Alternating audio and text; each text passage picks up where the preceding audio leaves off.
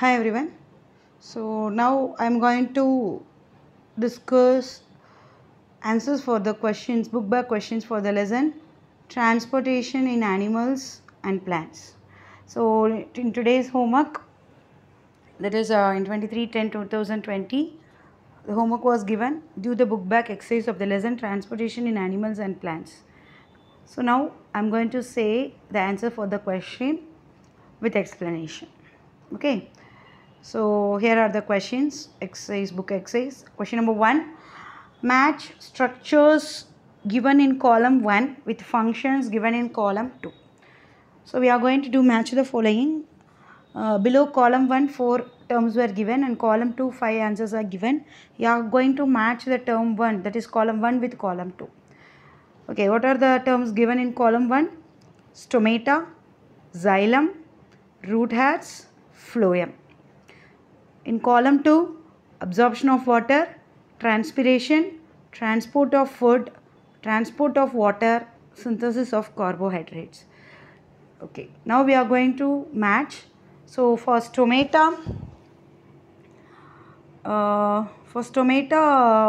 what is the answer? Stomata is, what do you mean by, first of all, stomata? Stomata is a minute, that is very small pores which are present on the leaves. What is the main function?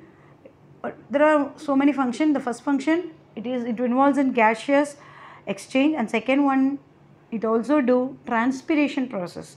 Transpiration meaning loss of excess of water from plants, and this transpiration takes place through stomata. So for stomata, option B, transpiration. Second term, xylem. Xylem is one of the vascular bundles present in the plants. What is the main function? It will do it transport water and minerals. So according to the column 2, transport of water is given. So for a xylem, option D, transport of water. Third one, root hairs.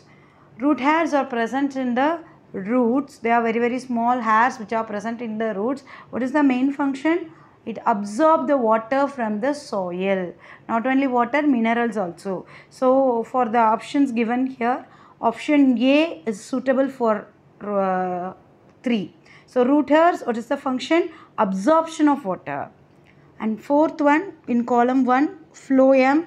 Phloem is one of the vascular bundles. It transports food. So transport of food is done by phloem. So for phloem, option C. So one extra answer is also given to confuse you. So no need to worry about that one.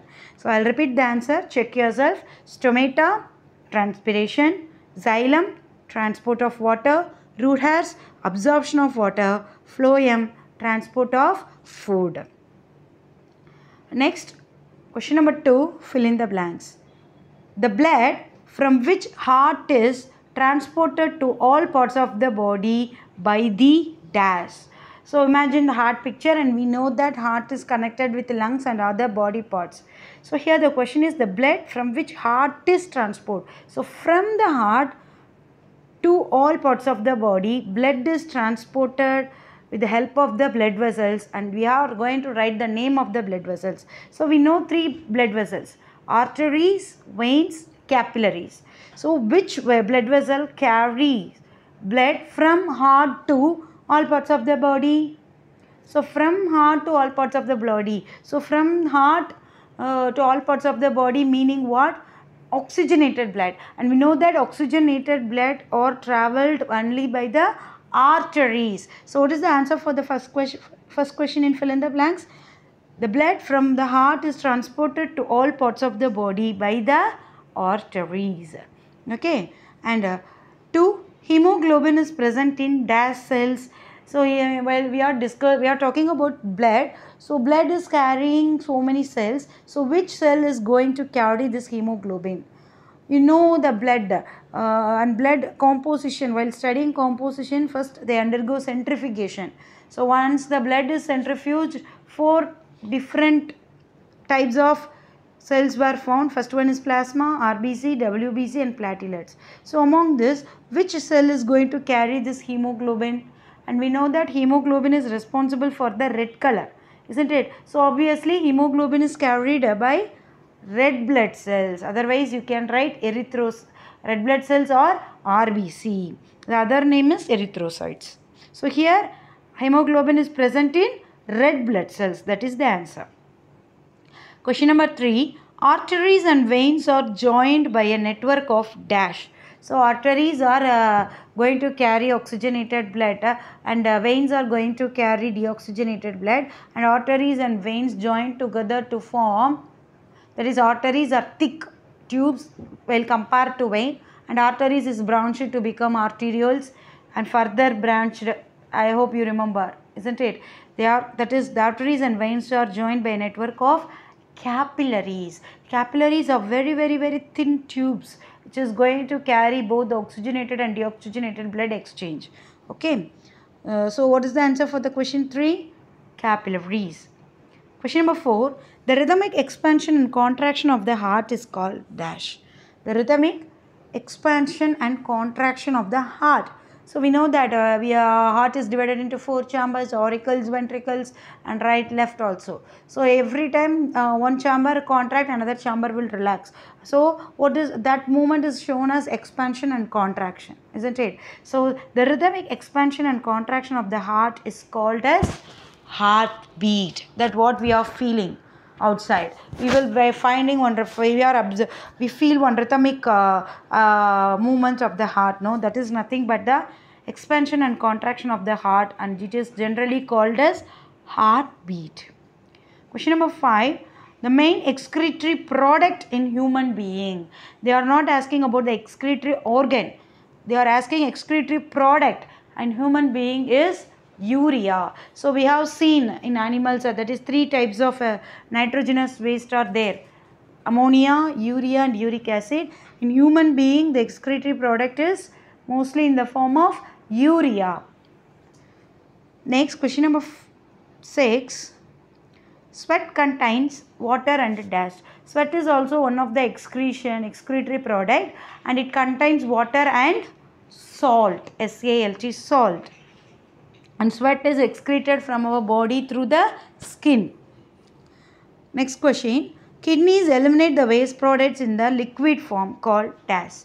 We know that kidneys are responsible for this excretion. So it is the excretory organ, and it excretes waste material in a liquid form, and that is called as urine. Next, water reaches great heights in the trees because of the suction pull caused by dash. We know that soil contains water and minerals, and root has absorbed these water and minerals from the soil and transported to all parts of the plant by this xylem, isn't it? But roots are present at the bottom of the that is under the surface of the earth, and trees are present, that is stems, leaves, branches, flowers, everything is present in the upside. So from lower part to higher part it has to travel. That is, anything we are throwing up, it will come down because of the gravitational force. So there is one thing which is going to do this movement of the water from the lower level, that is from the ground to the top. That is, that pull, that suction pull is called transpiration pull. That is called what? Transpiration pull. Question number 3. Choose the correct option. For question A, in plants, water is transported through xylem, phloem, stomata, or root hair. What is the answer? Water is transported through xylem. What about phloem? It transports food. What about stomata? It do gaseous exchange and transpiration. What about root hairs? It absorb water. So the correct answer is xylem, because xylems are responsible for the transportation of water and minerals. Question number B. What absorption through roots can be increased by keeping the plants? So water absorption through roots can be increased by keeping the plants. Options are given: in the shade, in dim light, under the fan, or covered with a polythene bag. So in which condition the water absorption through the roots can be increased? Under the fan, because under the fan the supply of oxygen should be more, isn't it? So for absorption water absorption under the fan, I told that it will be increased, so that transpiration will happen very easily. Because of the transpiration pull only, water is going to absorb the root hairs are going to absorb the water, and it transported through phloem to all parts of the plant by the transpiration pull. So under the fan only, water absorption through the roots will be increased. Okay, question number 4. See, most of you did till question number 3 only. So try to finish all the questions. Why is transport of materials necessary in a plant or in an animal? Explain. Why transport of material is necessary? Because if you take a plant or even an animal, whatever it is, if we take plant, food preparation is taking place in only one place, that is especially in the leaves. Even roots, stems, branches, flowers all need that food and want to get their energy. So for that, transportation is needed. Like that, a nitrogenous waste or any waste which is not needed by our body has to also to remove. So photosynthesis also. For photosynthesis also, water is needed, and that water is absorbed by the roots, and carbon dioxide is needed, that is by the help of stomata it will enter. And for light photosynthesis, they need light. That lights are absorbed by the chlorophyll which is present in the leaves. So in plants, all the food preparation is going to take place. So for the transport of nutrients and for the transport of food, transport of water, and transport of waste things, for everything, transport is very necessary. Not only in plants, it also in animals. So these are the reasons the transport of material is necessary in plants and even in animal. Question number 5. What will happen if there are no platelets in the blood? So platelets is one of the components of blood, and they are present in even though they are present in very small amount, their function is very big. That is clotting mechanism. That is, coagulation of blood is taking place by the platelets. So what is meant by coagulation or what is clotting? If you found any hurt or any wound, the blood comes out of our body. After some time, it will stop. That is because of the platelets. That stop is called clot. If the clotting mechanism doesn't take place, there should be a continuous loss of blood that leads to even death. So clotting mechanism is very essential for our body, and that clotting mechanism is done by the presence of platelets. If there is no platelets, no coagulation or no clotting occurs in our body, which leads to death. Okay. Question number 6. What are stomata? Give two functions of stomata. What do you mean by stomata? Stomata are very minute pores which are present on the surface of the leaves. What is the function? First one, gaseous exchange. So oxygen and carbon dioxide exchange is taking place by the stomata. And second one, it will undergo transpiration process, that is loss of excess water from the plant into the atmosphere by evaporation is called transpiration, and that transpiration is also done by the stomata, because stomata are openings. So through this opening only, loss of water is also taking place. So the two main function, one is it undergoes gaseous exchange needed for photosynthesis and respiration, and another function is transpiration. Question number 7. Does transpiration serve any useful function in plants? Yes, because with the help of transpiration only, transpiration pull is taking place in the plant. So in transpiration pull, the water from the soil, root hairs absorb the water from the soil, and by this transpiration pull, the sucking of water is taking place and the movement travels upward. It is an upward movement. So all parts of the plant gets water, and not only for their function, and it also for photosynthesis process also. So transpiration plays an important role. It has an important function in plants. Okay. Next question. What are the components of blood? So in blood there are 4 main components: plasma, red blood cells, white blood cells, and platelets. So how you can find these composition? by the centrifugation. I hope you remember, blood has to be centrifuged. After centrifugation, you will get the bands, 3 bands. First, most of the band was creamish color, that is because of plasma.